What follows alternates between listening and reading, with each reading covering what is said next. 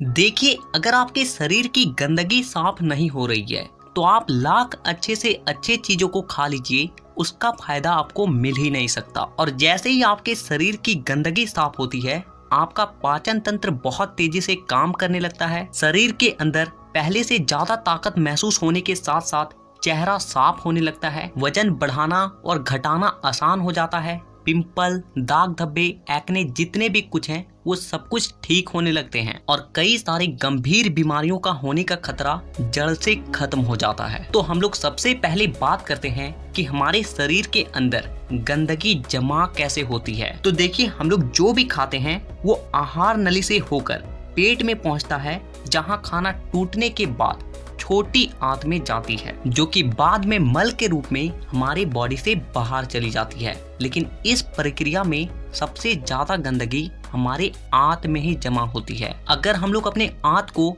Zoom कर कर देखें तो वो कुछ इस तरह का दिखाई देता है, जिसमें उंगली की तरह दिखने वाली छोटी छोटी उभार होती है, जो कि एक फिल्टर के तरह काम करती है, क्योंकि इन उभार के अंदर नसें होती है जो कि हमारे शरीर के अलग अलग हिस्सों से जुड़ी होती है और इसी नस के जरिए खाने में मौजूद पोषक तत्वों को खींचकर खून में और हमारे शरीर के अलग अलग हिस्सों तक पहुंचाया जाता है। लेकिन जब हम लोग जाने अनजाने में गलत तरीके के खाने का इस्तेमाल करते हैं तो वो हमारे आंतों में चिपकने लगती है और धीरे धीरे दीवार पर एक मोटी परत बनाकर जमा हो जाती है, जिससे कि जब हमारी आंतें खाने में मौजूद पोषक तत्वों को खींचती है तो उसके साथ साथ गंदगी भी हमारे खून में मिल जाती है और फिर शरीर के अलग अलग हिस्सों में जाकर ये गंदगी जमा हो जाती है। जब ये गंदगी खून के जरिए हमारे लीवर तक पहुंचती है तो फैटी लीवर और जॉन्डिस जैसी बीमारियां होती है। जब ये किडनी में जमा होती है तो किडनी स्टोन और फेफड़े में जमा होने से अस्थमा, और जब खून के जरिए दिल तक पहुंचती है तो कोलेस्ट्रोल और हमारी नसों में ब्लॉकेज पैदा होती है। और जब ये गंदगी हमारी स्किन में पहुंचती है